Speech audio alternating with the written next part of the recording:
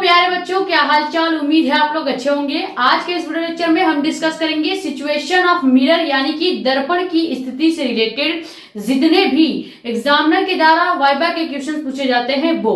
इस टॉपिक पे वीडियो हम इसलिए बना रहे हैं क्योंकि एक ईशा वर्मा के नाम से कमेंट आया था कि हमें दर्पण की स्थिति से रिलेटेड वाइवा के क्वेश्चंस करा दीजिए, तो वो हम यहाँ पे कवर कराएंगे। ठीक है। अब दर्पण की जो स्थिति है, पहली बात तो ये ऐसा टॉपिक है जिससे रिलेटेड एग्जामिनर क्वेश्चंस नहीं पूछते, इन्होंने कुछ डिफरेंट बनाया है, तो आपसे इससे रिलेटेड थोड़े बहुत चार्ट के बाहर क्वेश्चन पूछे जा सकते हैं।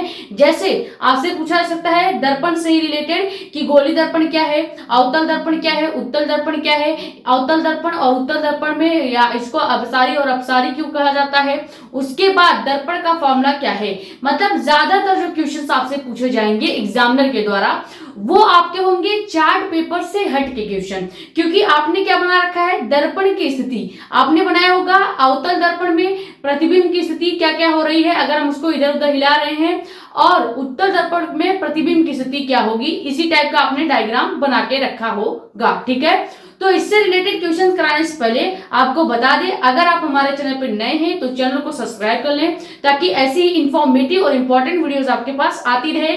ज्यादा से ज्यादा वीडियो कर दे शेयर ताकि और भी लोग जुड़ जाए। अपने कमेंट्स या डाउट आप यहाँ पे या हमारा इंस्टाग्राम आईडी भी है, वो बच्चे जो रेगुलर क्लास लेते हैं उनको पता होगा। और अगर आप आज नए आए हैं तो आप भी जान लीजिए, मेडिको एक्सपेंस साक्षी मिश्रा के नाम से हमारा इंस्टाग्राम आईडी है, वहां पे भी आप अपने कमेंट्स या डाउट पूछ सकते हो। बाकी यूट्यूब पे भी आप पूछ सकते हैं, हम यूट्यूब पे भी आपके कमेंट्स का जवाब दे देते हैं। ठीक है। अब ये जो आप यहाँ पे डायग्राम देखिए, आपने यही डायग्राम बना के रखा होगा उत्तल और अवतल लेंस का प्रतिबिंब की स्थितियां। ठीक है। इसी से रिलेटेड आपने ये डायग्राम बनाया होगा, ज्यादातर आप यही डायग्राम बनाए होंगे। ठीक है। अब इससे रिलेटेड एग्जामिनर आपसे क्वेश्चन क्या पूछेगा, देखो आपसे क्वेश्चन पूछा जा सकता है कि गोली दर्पण क्या होता है, क्योंकि अब उत्तल लेंस और अवतल लेंस की स्थितियों से रिलेटेड भी अभी कराएंगे आपको। जो चार्ट पेपर आपने बनाया है उससे रिलेटेड भी क्वेश्चन कराया जाएगा, लेकिन पहले आपसे बाहर जो क्वेश्चन पूछा जा सकता है, चार्ट पेपर से बाहर जैसे क्वेश्चन पूछे जा सकते हैं वो कौन से क्वेश्चन होंगे। पहला क्वेश्चन आपसे पूछा जा सकता है कि गोली दर्पण कितने प्रकार के होते हैं। ठीक है। यानी जो आपका गोली वाला मिरर है वो कितने प्रकार का होता है। तो गोली दर्पण दो प्रकार का होता है, आपको पता होगा, अवतल दर्पण और उत्तल दर्पण, यानी कि कॉन्केव मिरर और कॉन्वेक्स मिरर। सेकेंड क्वेश्चन क्या पूछ सकता है जो कि एग्जामिनर जरूर पूछते हैं, ये वाइवा का ही आपका क्वेश्चन है, जो कि क्या है कि अवतल दर्पण को अभिसारी क्यों कहा जाता है और उत्तल दर्पण को हमेशा अपसारी क्यों कहा जाता है। तो सबसे पहले अपसारी, अपसारी जो शब्द आ रहा है, अपसारी जो शब्द आ रहा है, अपसार, अपसार में पसार शब्द आ रहा है, और प्रसार का मतलब ये होता है किसी भी चीज को फैलाना या किसी भी चीज का फैलने। प्रसार जो शब्द है इससे आपको पता चल रहा होगा कि कोई चीज जो है वो फैल रही है।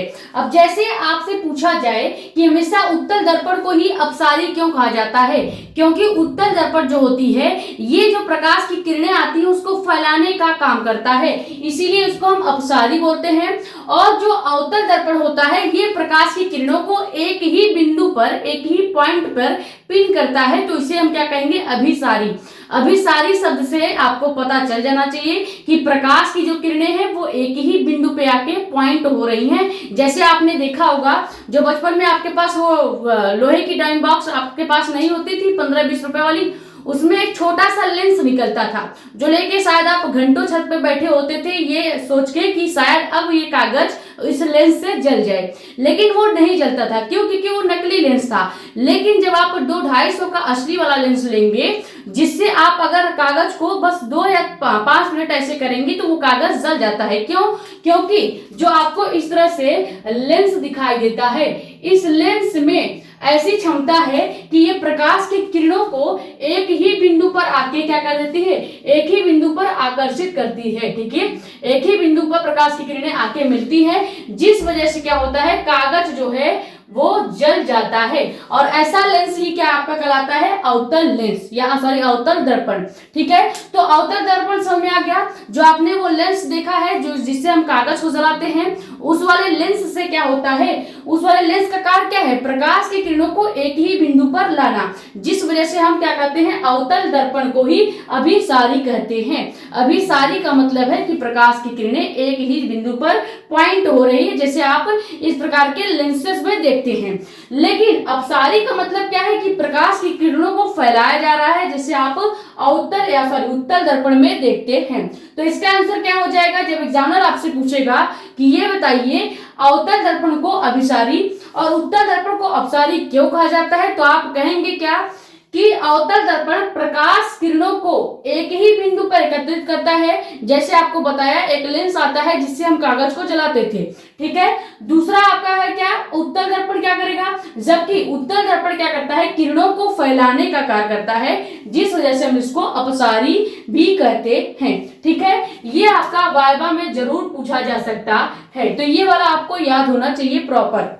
अगला क्वेश्चन क्या है जो एग्जामिनर आपसे पूछ सकता है इस टॉपिक से रिलेटेड या इस टॉपिक से डायग्राम से हटके क्वेश्चन क्या पूछा जाएगा कि दर्पण सूत्र क्या होता है।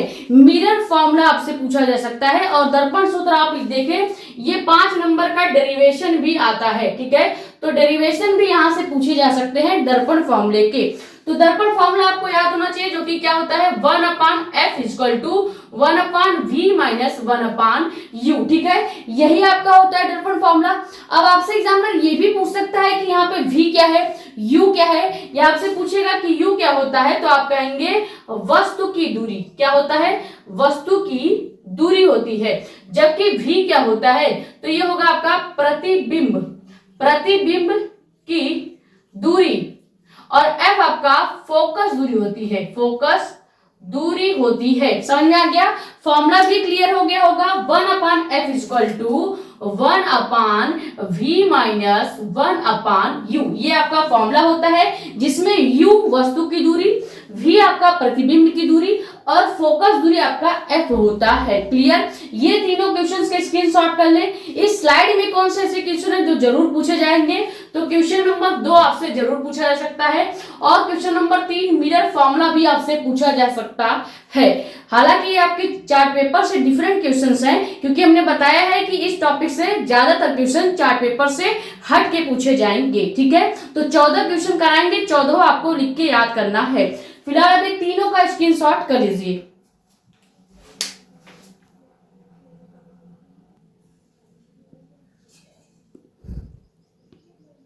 तो अगला क्वेश्चन क्या है जो एग्जामिनर आपसे चार्ट पेपर से रिलेटेड पूछ सकता है कि आपने अवतल और उत्तल दर्पण की स्थितियों का डायग्राम बनाया है, तो ये बताइए कि अवतल दर्पण में वस्तु को यानी जो U है उसको कहां रखने पर समान आकार की प्रतिबिंब बनती है, यानी प्रतिबिंब कब आपका समान बनता है। तो इसका उत्तर आप क्या देंगे कि जब हम वस्तु को वक्रता केंद्र C तथा या कह सकते हैं वक्रता केंद्र C पर रखते हैं। जब हम कोई भी वस्तु को वक्रता केंद्र C पर रखते हैं तो अवतल दर्पण में वस्तु का जो प्रतिबिंब है हमेशा क्या बनेगा, समान बनेगा।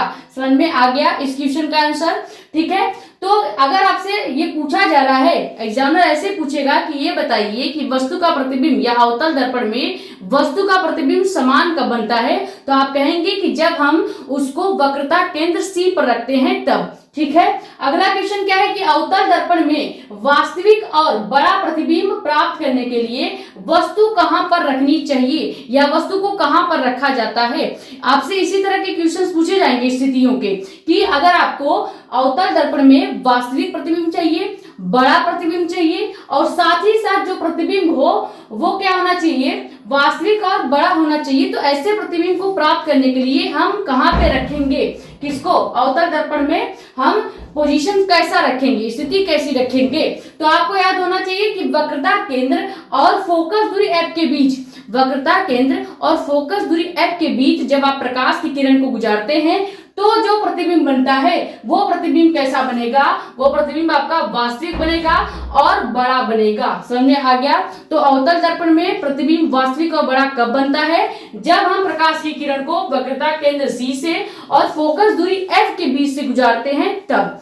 अगला है क्या कि अवतल दर्पण में सीधा और बड़ा प्रतिबिंब कब बनता है। बड़ा तो बनेगा लेकिन इस बार वास्तविक नहीं बन रहा है, इस बार आभासी बन रहा है। इसके पहले क्या पूछा गया है कि अवतल दर्पण में वास्तविक और बड़ा प्रतिबिंब कब बन रहा है। अगला क्वेश्चन घुमा के पूछा जा सकता है कि अवतल दर्पण में सीधा और बड़ा प्रतिबिंब बन तो रहा है लेकिन कैसा है, आभासी है, वास्तविक नहीं है। वास्तविक प्रतिबिंब का मतलब है कि आपको लाइन डायरेक्ट ऐसे दिखेगी, और अगर आपका वास्तविक प्रतिबिंब नहीं है तो आपको डैश डैश करके लाइन दिखेगी, यानी कि वो आप आभास कर रहे हैं। आभासी प्रतिबिंब का मतलब है कि वो रियल इमेज नहीं है। ठीक है, तो नेक्स्ट क्वेश्चन सेम उसी के जैसा पूछ सकता है कि प्रतिबिंब सीधा बनेगा। अगली बार पूछा था कि प्रतिबिंब वास्तविक बनेगा और बड़ा बनेगा, लेकिन इस बार पूछ रहा है कि अवतल दर्पण में प्रतिबिंब सीधा और बड़ा साथ ही साथ आभासी कब बनता है। आभासी का मतलब है कि वास्तविक नहीं है, वो आप मान रहे हैं। ठीक है, तो इसका आंसर क्या हो जाएगा, जब हम प्रकाश की किरण को अवतल दर्पण में से जब हम प्रकाश की किरण को फोकस दूरी और ध्रुव P के बीच से गुजारते हैं या उसके बीच में रखते हैं, तब जो प्रतिबिंब बनता है वो कैसा बनता है, सीधा बनेगा, बड़ा बनेगा और कैसा रहेगा, आभासी रहेगा, यानी कि रियल इमेज नहीं रहेगा। क्लियर। तो ये इस टाइप की स्थितियों से रिलेटेड आपसे क्वेश्चन पूछे जा सकते हैं आपके दर्पण में। अगला क्वेश्चन क्या है जो आपसे एग्जामिनर पूछ सकता है कि यदि वस्तु अनंत पर यानी इन्फिनाइट पे रखी गई है तो प्रतिबिंब कहाँ बनेगा। अवतल दर्पण में जब वस्तु को अनंत पे रखा जाता है तो प्रतिबिंब कहाँ बनेगा, तो याद रखिएगा प्रतिबिंब हमेशा फोकस F पे बनेगा। कहाँ पे, फोकस F पे बनेगा। और अगर ये पूछ लिया जाए कि प्रतिबिंब कैसा बनेगा तो आप कहेंगे बहुत छोटा प्रतिबिंब बनेगा और रियल इमेज बनेगा, यानी कि वास्तविक प्रतिबिंब बनेगा।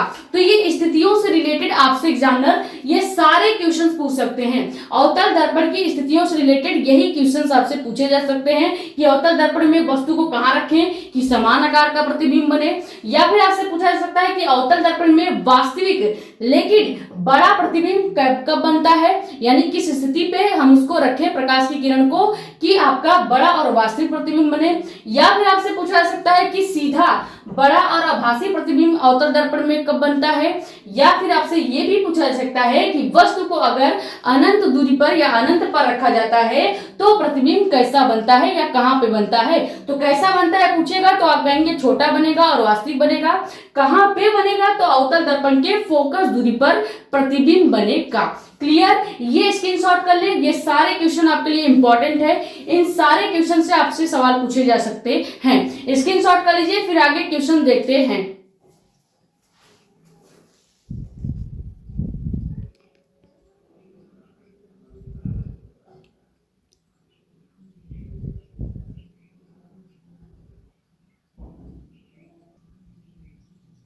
तो अगला क्वेश्चन जो है ये एग्जामिनर का बड़ा फेवरेट क्वेश्चन होता है, जो कि क्या है कि वक्रता त्रिज्या R और फोकस दूरी F के बीच संबंध क्या होता है। क्लास 9th में आपने पढ़ा होगा R equal to 2 into F, ये फॉर्मूला आपने पढ़ा होगा कि R equal to 2 into F, जिसको अगर हमें फोकस दूरी निकालनी होती थी तो हम क्या करते थे, इसी फॉर्मूले को F इक्वल टू R/2 भी कर देते थे। तो ये फॉर्मूला आपको याद रखना है, ये भी आपसे पूछा जा सकता है।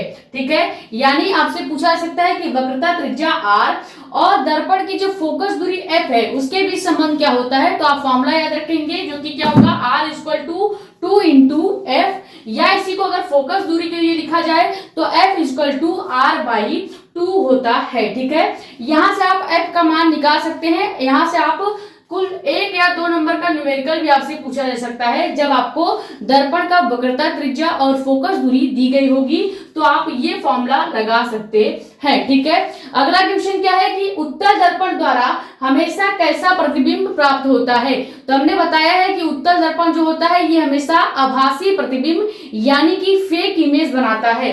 कैसा इमेज, फेक इमेज, यानी आप कहेंगे कि आभासी प्रतिबिंब बनाता है, आभासी प्रतिबिंब बनाता है। और कैसा बनाता है, तो आभासी प्रतिबिंब में ये हमेशा सीधा और छोटा, सीधा व छोटा प्रतिबिंब बनाएगा।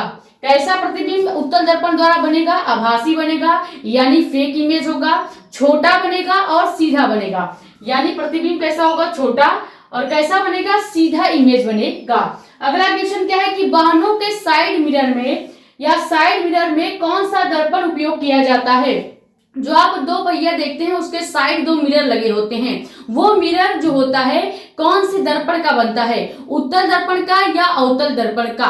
तो ध्यान से देखिए, उत्तल दर्पण का यानी कि कॉनकेव या कॉन्वेक्स मिरर का बनता है। क्यों, क्योंकि ये अब आपसे पूछा जाए कि क्यों ही हमेशा वाहनों के साइड मिरर में उत्तल दर्पण ही क्यों लगाया जाता है, अवतल दर्पण भी तो यूज कर सकते थे। क्योंकि उत्तल दर्पण जो होता है ये ज्यादा दूरी या ज्यादा क्षेत्रफल तक आपको क्लियर इमेज बना के देता है। यानी कि आप लिख सकते हैं क्योंकि उत्तल दर्पण जो है ये सीधा प्रतिबिंब बनाता है और बहुत बड़े क्षेत्र का दृश्य दिखा सकता है। यानी इतने छोटे से कांच में आप काफी दूरी तक देख सकते हो कि कितनी गाड़ी आ रही है या जा रही है, यानी आपको रियल जैसा इमेज दिखेगा, रियल इमेज नहीं दिखेगा, रियल जैसा इमेज दिखेगा, क्योंकि उत्तल दर्पण जो है ये आभासी प्रतिबिंब बनाता है।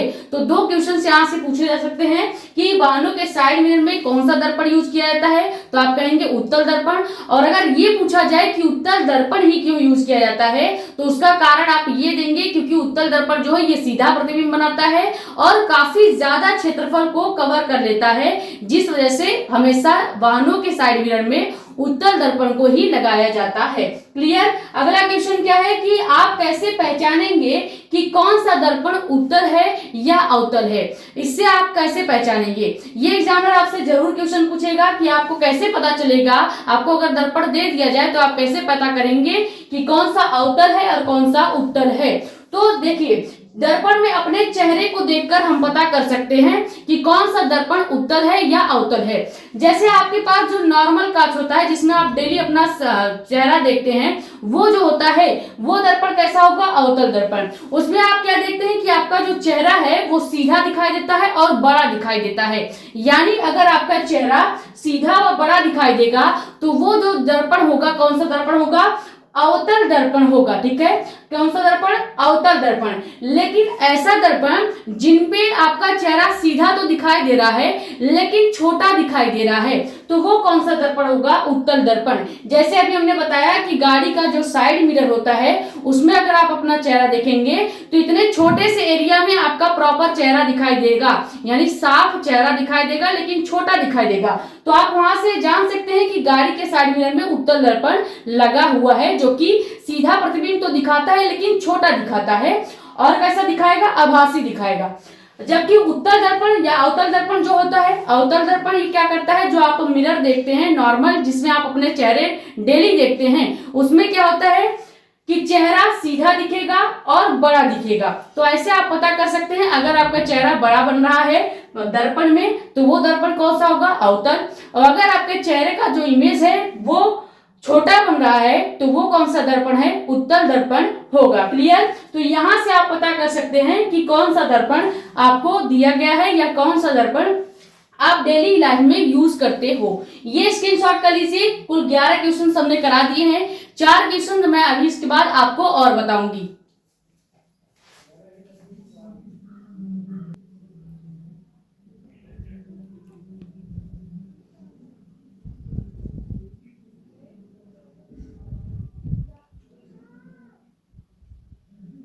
तो अगला क्वेश्चन क्या है कि वस्तु की दूरी जो u हमने आपको बताया था ये हमेशा ऋणात्मक यानी कि निगेटिव ही क्यों लिया जाता है।